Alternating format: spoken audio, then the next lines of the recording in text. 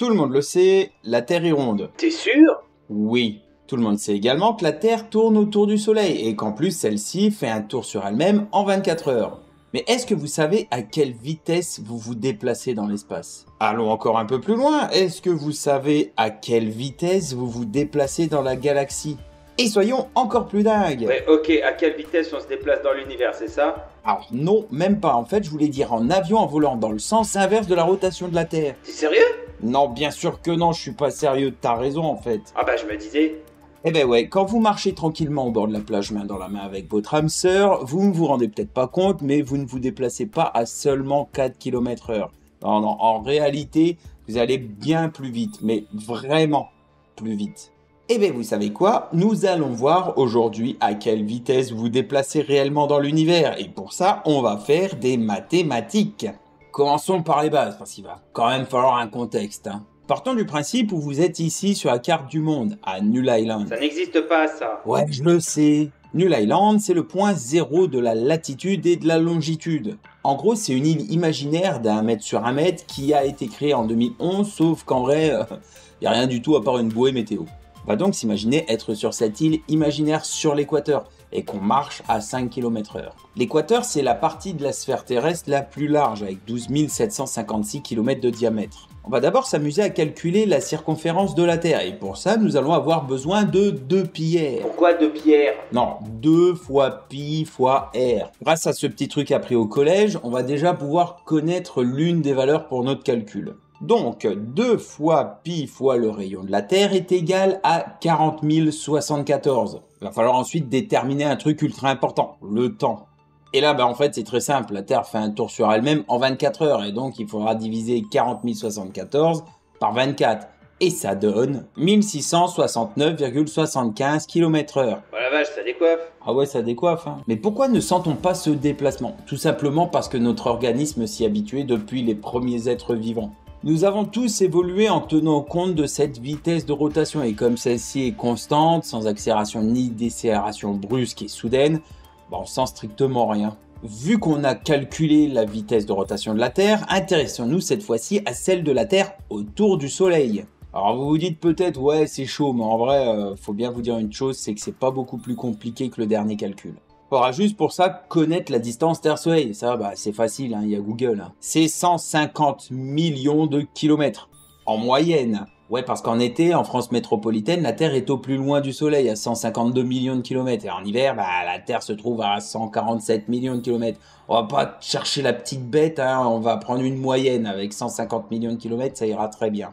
Pour connaître le nombre de kilomètres que la Terre a parcouru sur son orbite par jour, c'est comme tout à l'heure. On fait 2 fois pi fois 150 millions et on divise ça par 365 jours, ce qui nous fait un total de 2 582 130 km par jour. Ouais, mais nous, ce qu'on veut, c'est des kilomètres par heure. Ouais, bon, alors on va reprendre ça, c'est pas bien grave. On fait 2 fois pi fois 150 millions et on divise ça par 365 fois 24 heures. Oui, l'idée étant d'avoir des valeurs en km/h, on fait simplement 365 fois 24, ce qui nous donne un résultat de 8760 heures. Et donc en km par heure, la réponse est 107 588 km par heure. Pas mal, hein? On continue? Je vous ai pas perdu? Moi, dès les premières secondes. Ouais, mais en vrai, toi, ça me surprend même pas en fait. Alors là, on s'attaque à bien plus gros. Dans la galaxie, ça donnerait quoi? Là, c'est un peu plus couillu parce qu'il va falloir faire quelques conversions. Notre système solaire se trouve à une distance d'environ 27 000 années-lumière du centre de la Voie lactée. Environ ici. On va devoir convertir cette valeur en kilomètres. Et là, c'est rigolo. Une année-lumière équivaut à 9 461 milliards de kilomètres. Environ, on sera plus vraiment à 100 000 km près avec de telles valeurs. On multiplie donc ça par 27 000, ce qui donne 255 milliards 447 billions de kilomètres. Ok, bon, j'en connais certains qui vont mettre en commentaire. Je disais c'est loin, mais c'est beau.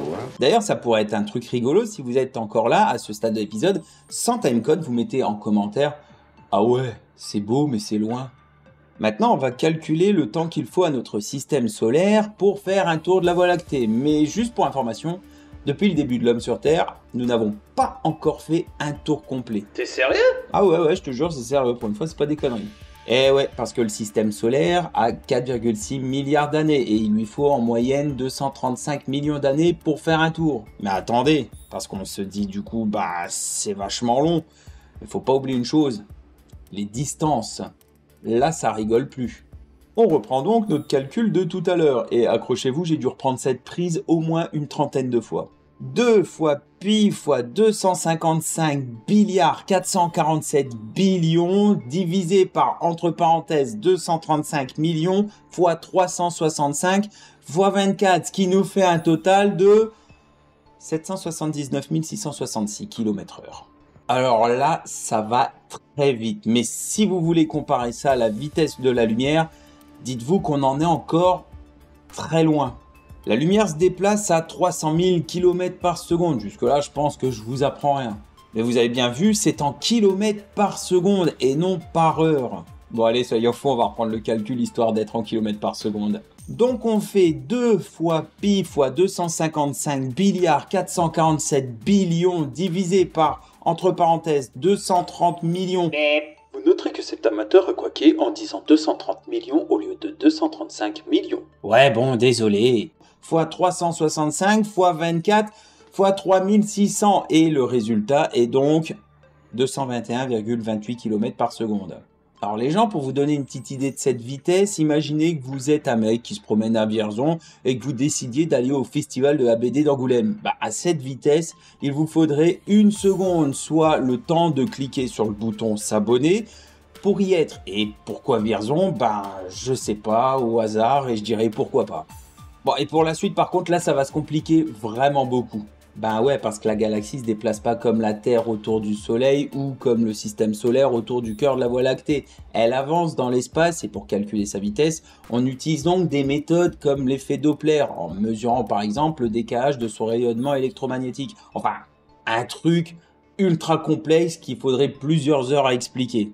Mais d'après certains scientifiques et des calculs dits relativistes, il se pourrait que la Voie lactée se déplace dans l'univers à 600 km par seconde, soit 2 160 000 km par heure. Et même là, on est très loin de la vitesse de la lumière. Voilà les gens, j'espère que cet épisode vous aura plu et vous aura permis de comprendre un peu plus la notion de vitesse dans l'espace. En tout cas, moi, ça m'a grillé quand même pas mal de neurones en le faisant cet épisode. Et on n'est vraiment pas habitué avec des valeurs en billions, milliards, enfin bref, c'est un carnage.